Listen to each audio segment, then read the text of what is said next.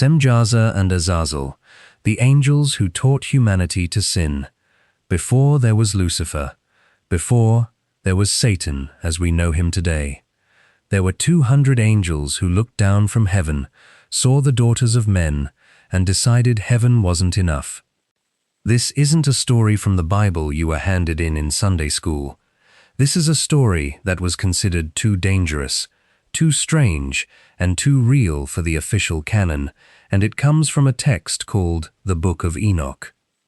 Today, we're talking about two names at the center of it all, Semjaza and Azazel.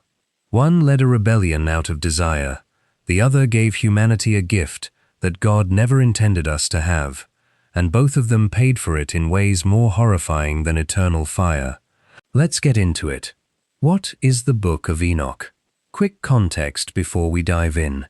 The Book of Enoch, specifically the section called the Book of the Watchers, is an ancient Jewish text, likely written between the 3rd and 1st centuries BCE. It claims to be written by Enoch, the great-grandfather of Noah, a man who, according to Genesis, walked with God and was taken up to heaven without dying. It's not in the Hebrew Bible. It's not in most Christian Bibles either. But it is considered scripture by the Ethiopian Orthodox Church, and fragments of it were found among the Dead Sea Scrolls, proving it was being read and taken seriously over 2,000 years ago. And what's inside it explains one of the strangest, most glossed-over verses in Genesis 6, the one about the sons of God and the daughters of men. Enoch tells us exactly what that verse was hiding: the descent of the Watchers. According to Enoch, 200 angels, called the Watchers, beings assigned to observe humanity from the heavens, looked down and became consumed with desire for human women. Their leader was an angel named Semjaza, and Semjaza knew what he was about to do was forbidden. So he gathered the other angels on Mount Hermon and made them swear a mutual oath, a blood pact, because he was afraid to descend alone and bear the sin by himself. If they were going to fall, they'd fall together. 200 angels took that oath on that mountain. Then they came down, took human wives, and taught them things no human was supposed to know. This is where the story stops being about lust and becomes something much bigger. Azazel, the angel who gave humanity forbidden knowledge. While Semjaza gets named as the leader, it's Azazel who becomes the most infamous. Azazel is credited with teaching men how to forge swords, knives, shields, and armor, the technology of war. Before this, Enoch implies that humanity didn't know how to kill each other efficiently. Azazel changed that. But he didn't stop there. Azazel also taught women the art of cosmetics, how to paint their eyes, dye their hair, and use precious stones and jewelry to enhance their beauty. To modern ears that might sound harmless, even trivial. But in the text, it's framed as part of the same corruption. Humanity learning to deceive, to seduce, to value the surface over the soul.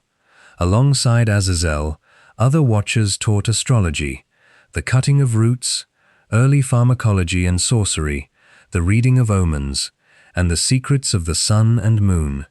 Knowledge that, in the wrong hands, unraveled the natural order God had set up. The Book of Enoch says plainly, the world was changed, and there was great impiety, and much fornication, and they went astray, and all their ways became corrupt. Forbidden knowledge, given by angels, weaponized by man. Sound familiar? This is Prometheus. This is Pandora. This is the tree of knowledge, but with angels playing the serpent. The Nephilim, when angels and humans had children. Here's where the story turns from forbidden knowledge into outright horror. The unions between the Watchers and human women produced offspring called the Nephilim, giants, described in some versions of the text as being 3,000 cubits tall. Even accounting for ancient exaggeration, the message is clear. These were not human children. They were something else, something wrong. And the Nephilim were hungry. Enoch says they consumed all the food humanity could produce. And when that wasn't enough, they turned on humans themselves and then on each other. The text describes them drinking blood. Earth, once orderly, became a slaughterhouse of monsters born from angelic pride. The cries of suffering humanity rose up, literally, in the text. The souls of the dead cry out from the earth and reach the ears of 4 archangels, Michael, Gabriel, Raphael, and Uriel. They bring humanity's suffering before God, and God finally responds. God's judgment is swift, and it is specific. Azazel is singled out first. The archangel Raphael is commanded to bind him hand and foot, throw him into darkness in a desert called Dudael, and cover him with sharp rocks so he cannot see light, left there until the day of judgment, when he will be cast into fire. And notice what he's condemned for, not just the sin of descending, but specifically for teaching humanity all unrighteousness and revealing the eternal secrets that were meant to remain in heaven. Semjaza and the rest of the Watchers face a different punishment. The archangel Michael is told to bind them for 70 generations, imprisoned beneath the earth, until the final judgment, at which point they too will be led to the fiery abyss. Their children, the Nephilim, are dealt with directly. They're turned upon each other in violence, destroying themselves in constant war, while their spirits, Enoch says, become the evil spirits that continue to trouble humanity even after their bodies are gone. This is often cited as the origin story of demons themselves, not fallen angels, but the restless spirits of the giants, doomed to wander the earth, causing corruption long after the flood. Did Enoch try to save them? Here's a detail most people miss. The Watchers, terrified of their punishment, actually beg Enoch, this righteous scribe, who could speak with God, to write a petition for mercy on their behalf.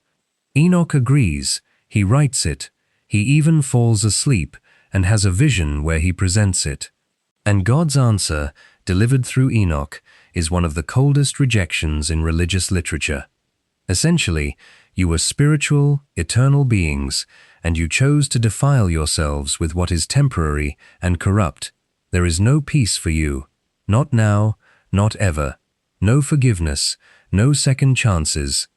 Just a permanent, sealed verdict, delivered to them by the very human they had once looked down on with desire. Why this story still matters. So why does a 2,000-year-old apocryphal text still get talked about today? Because Semjaza and Azazel aren't really about angels at all. They're about the oldest human anxiety there is. What happens when knowledge outpaces wisdom? Weapons, vanity, power without restraint. The Book of Enoch was written by people watching their world get worse through technology and desire, and they needed a story big enough to explain why. Even today, Azazel's name survives. Some scholars connect him to the scapegoat ritual in Leviticus, where a goat bearing the sins of Israel is sent out into the wilderness for Azazel, a demon of the desert, carrying humanity's guilt out of sight. 2 angels, 1 rebellion, a punishment that never ends. If you want us to cover the Nephilim in more depth, or dive into the second book of Enoch and its vision of the 10 heavens, let us know in the comments. Hit subscribe if you want more deep dives into the text's history left behind. And as always, thanks for watching.